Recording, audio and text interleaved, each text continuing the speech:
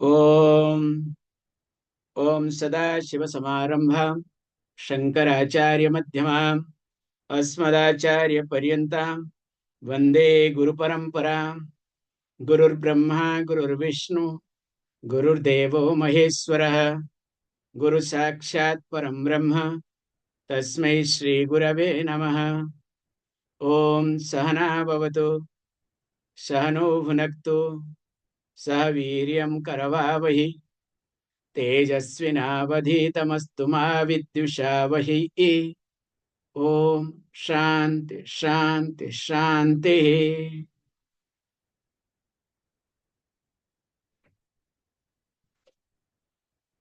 So let us look at the Shanti mantra of this Upanishad.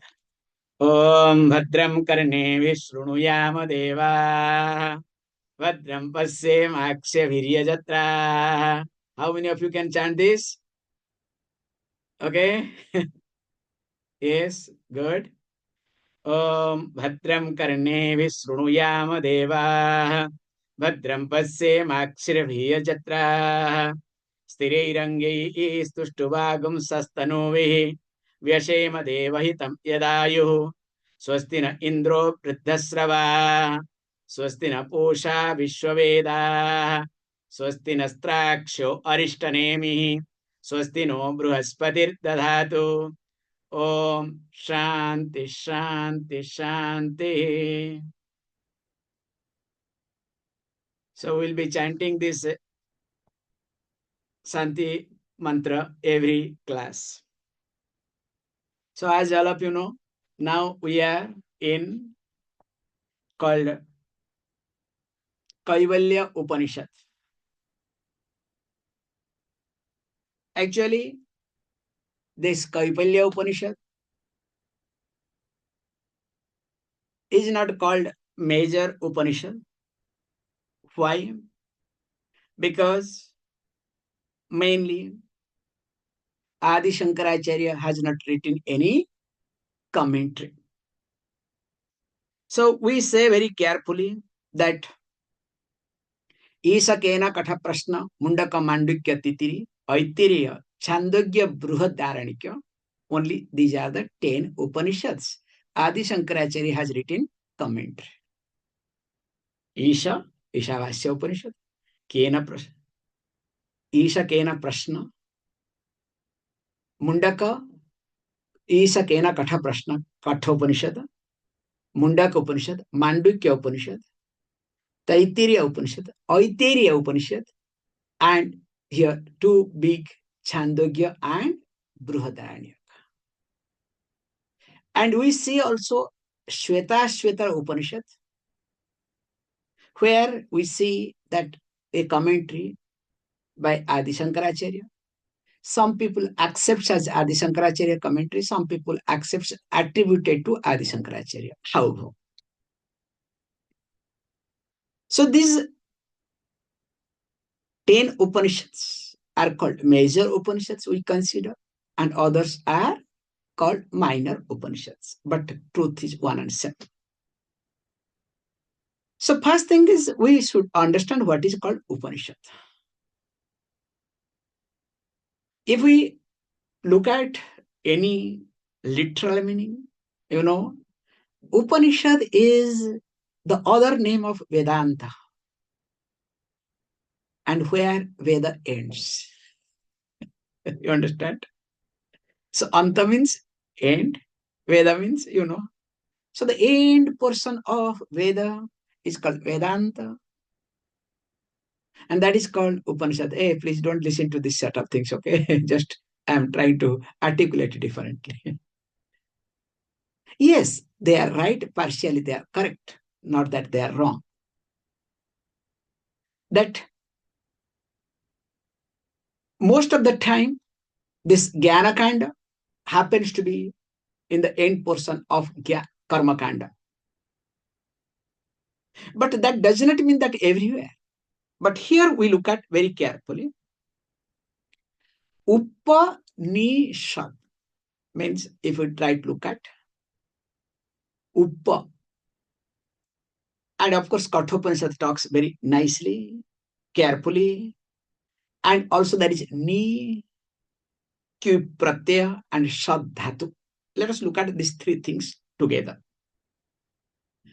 The very outer way to look at Upanishad means self-knowledge.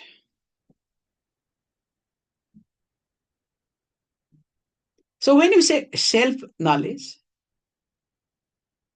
so what does it do? How does it work? He says, look, first you need to look at as Upanishad. So Upa means near. Ni means nischayena, certainly, definitely. And Shad has got three meanings. Gati, Visarana, and Avasadhanamiti. So these are the three meanings.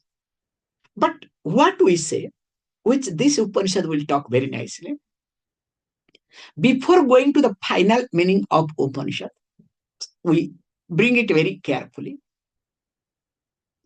That Upa means sitting nearer to here, near. Ni means sitting below, sitting closer. Shad means here the Guru, to sit down.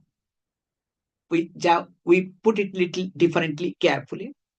So that means to understand Upanishad, first follow Upanishad. So without understanding, without following Upanishad, if you try to understand Upanishad, nothing is going to enter. So that's why, so there was a protocol. The teacher is being seated in high pedestal, and the student, the disciple, sits down. Not a comrade, okay? Oh, he is my friend, philosopher, and guide. You understand? This friend, philosopher, and guide doesn't work. So that is not the approach at all. However, now he says, look, when we look at this common language, that sitting nearer to the teacher, sitting under the feet of the teacher, which actually leads to understand what is Upanishad. So Upa means that is near, that is close. And what is the close to one's own self? The self is the close. So sitting nearer to, the nearest would be myself. So Upa here means close, nearer. So that means what? The self. Now, what is that? Definitely, Nischayana. Certainly, there is no doubt in it. And this Shad Dhatu with Kip Pratyaya, of course, is there. Kip suffix that does the job perfectly, which has three meanings. What are they? Gati, Visharana, and Avasadhana. So that means Gati means to attain, to reach, to gain. And of course, Visharana means to destroy. And Avasadhanam, to weaken, to loosen. So if we put all these three meanings of Shad Dhatu, root Shad, and Upani, so what does it mean? So that means Upanishad is a knowledge. Definitely that takes one's own self to the nearest, means to the self. And how? By attaining the knowledge, one destroys ignorance by loosening, weakening avidya. by destroying avidya and weakens samsara bija, the seed of this samsara. Now, if we look at from this angle, how does it do? Let us look at very carefully. If we observe any common person, what does this common person want? You look at anybody. Every common person wants two things: dukkha nivritti, sukha prapti, or you can say ananda prapti. Ananda is a better word than sukham. Okay? Dukkha nivritti. Let me be free from dukkham,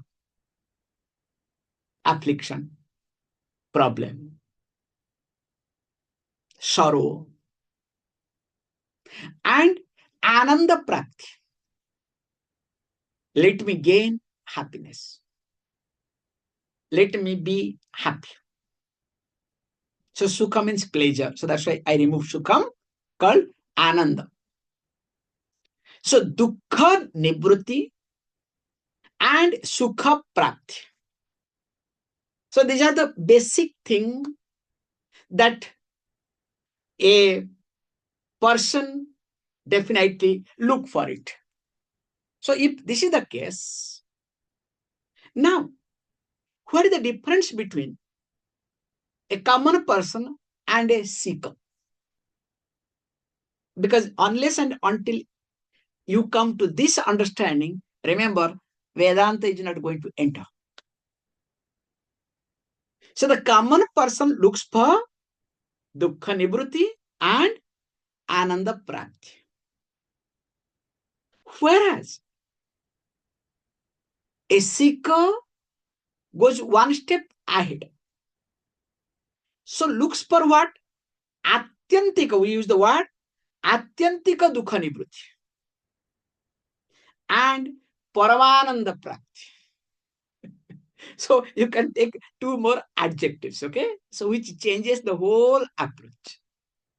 Atyantika dukkha nivritti and paramananda prapti. Not ordinary ananda, okay?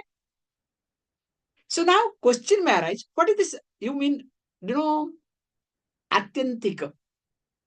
Because as you know, a common person always struggles. So we say dukkha nivritti comes under dvesha.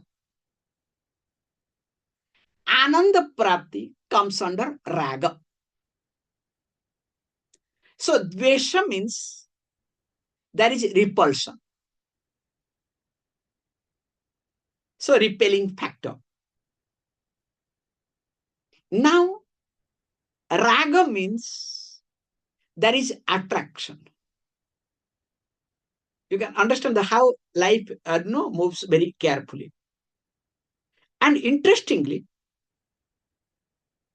when there is attraction, there has to be repulsion. And wherever there is repulsion, there has to be attraction. Can one be free from this? No, I am only attracted, but I don't have any repulsion.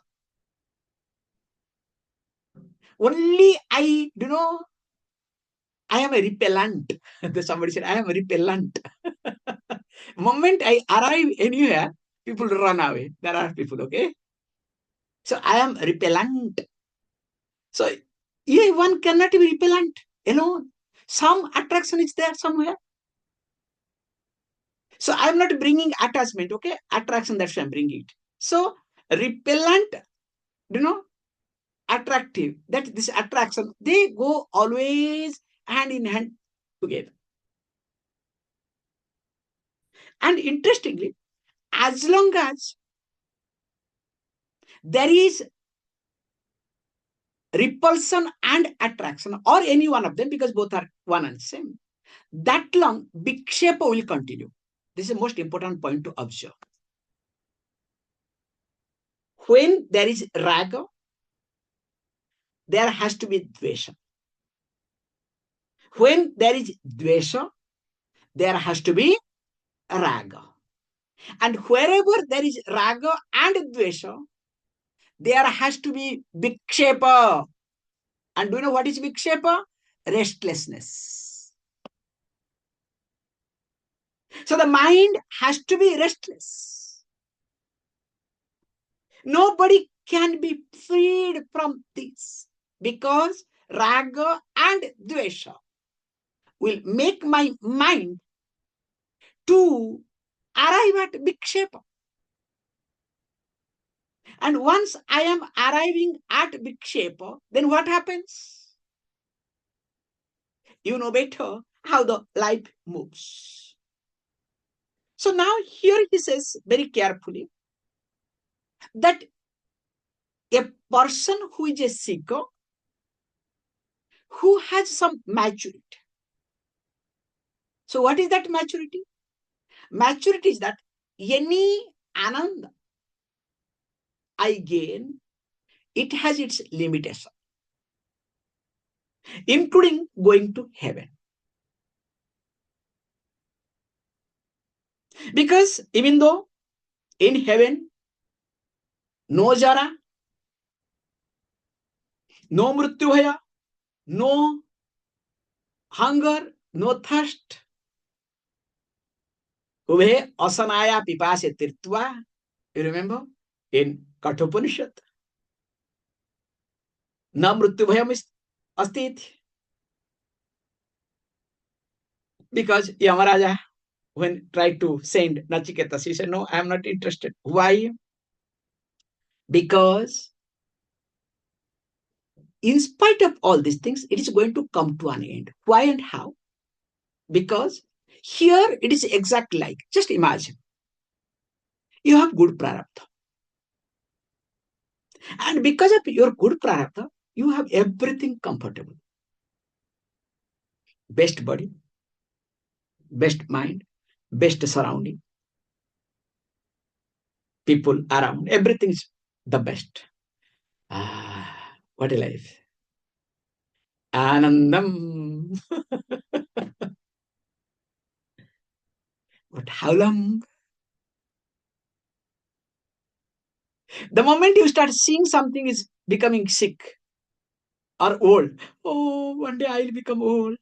Will that thought come up or not? Pop up or not?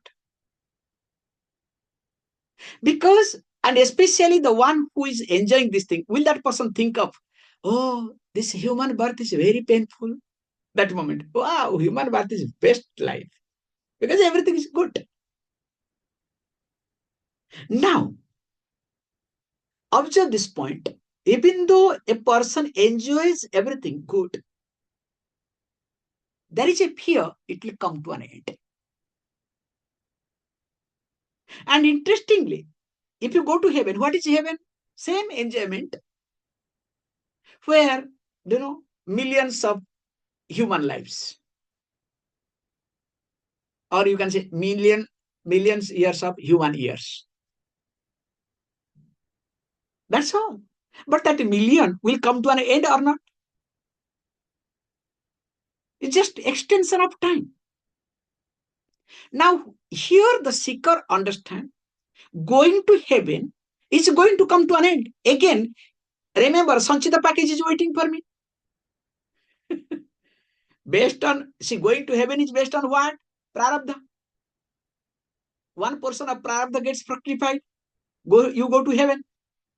Now that prarabdha package will be over or not sometime or not.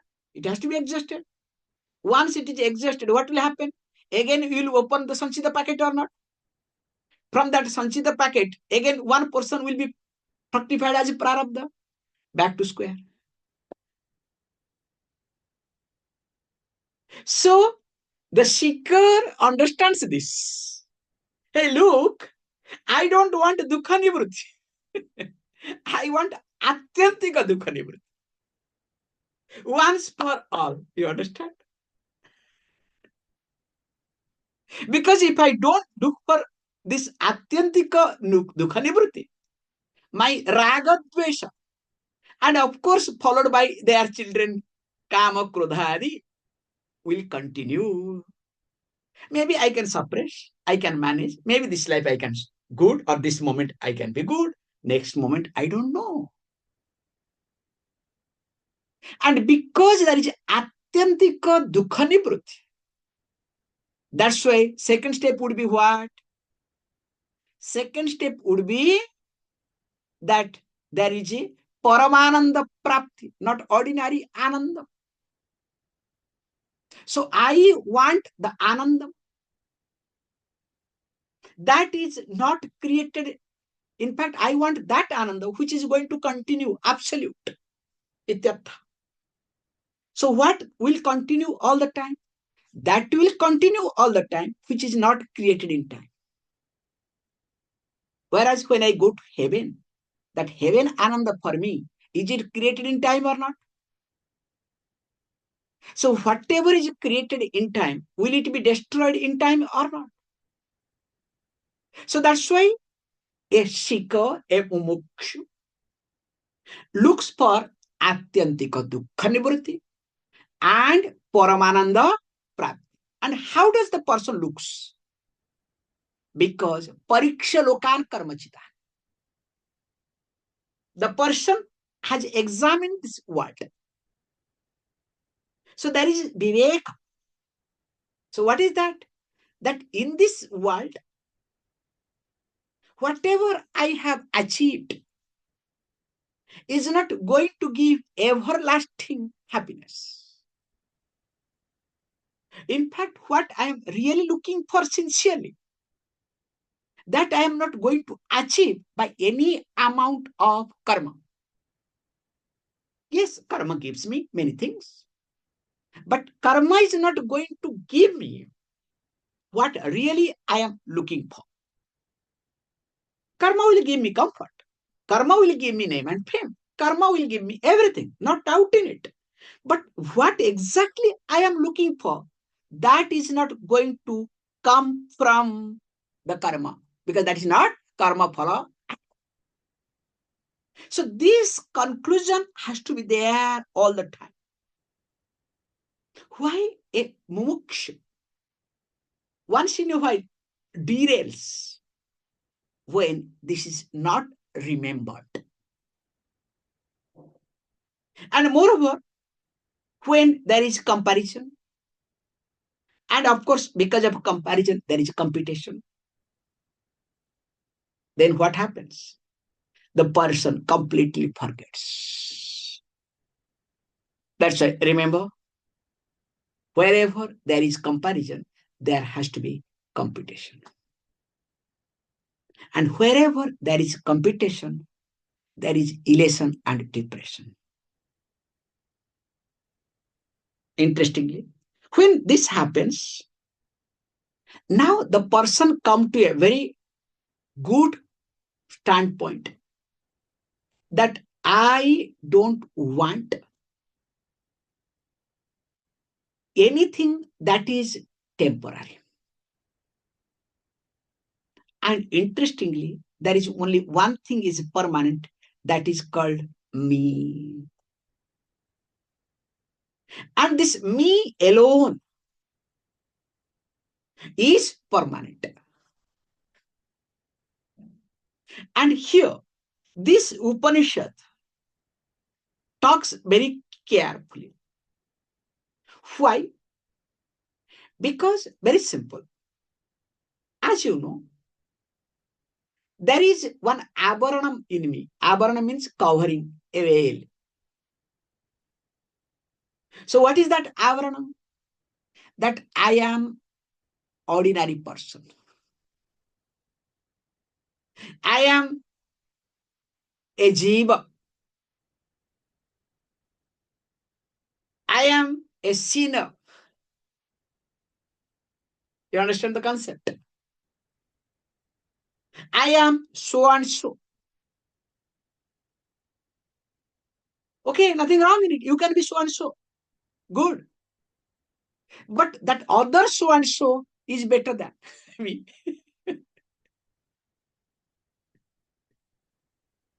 And others, I am better than other so and so. That fellow is better than me, and I am equally better than someone. You understand? This is the problem. But here is being said, look, because of avarana, I consider myself as a jiva. And the basic problem is that I identify myself as an individual and never accepts that Ishvara is me. So I create a distance. I separate myself from the Ishvara.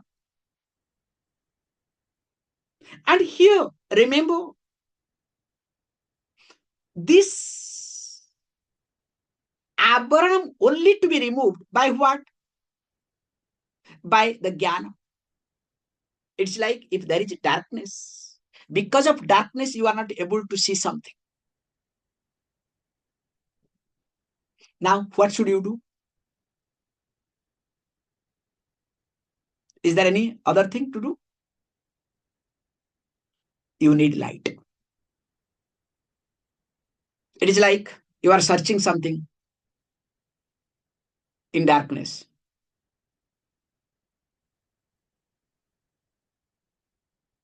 So you need light. Sometimes mentally you are dark. You understand? Keeping the specs on head, you look for specs. Do you do that or not? And putting the key in the pocket, you search key everywhere.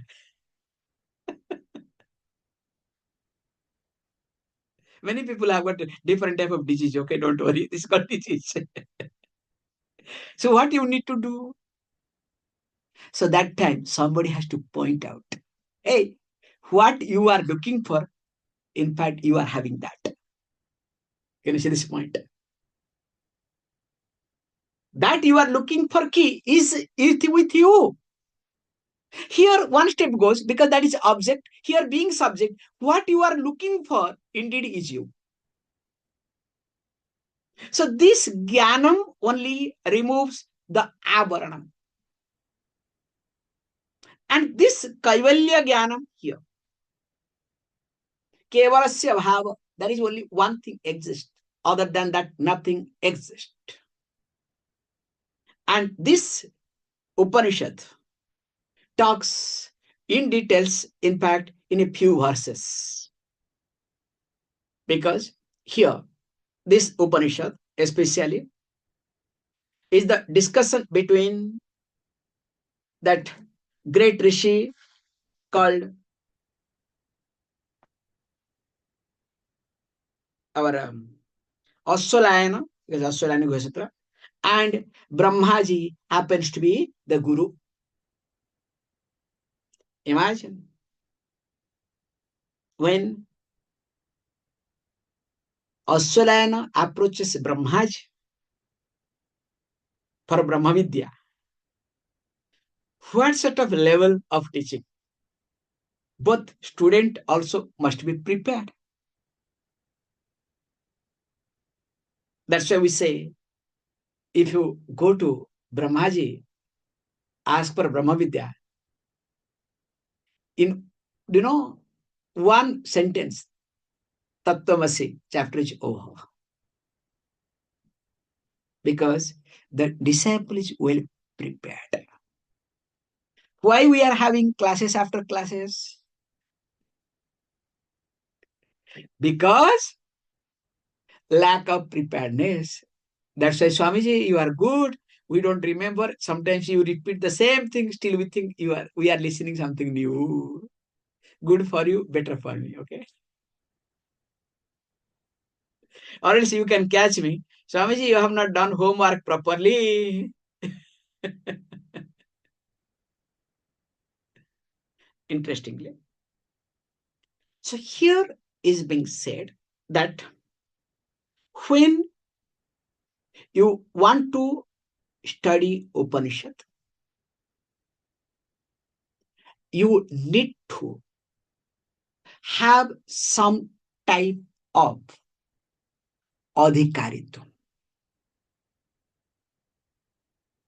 In fact, when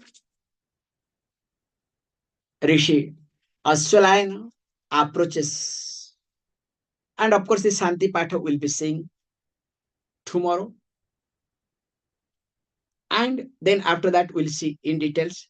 He says, Adhi Bhagavo Brahmavidyam Varishtha Sada Sadvihi Sevyamana Nigudham Yaya Chirat Sarva Papam Vyapahya Parat Param Purusham Yati Vidwan Iti.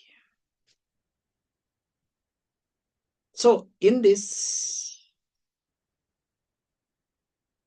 also Anuvandha Chatushtaya being discussed. And what is that Anuvandha Chatushtaya? We will see tomorrow. Keeping this verse.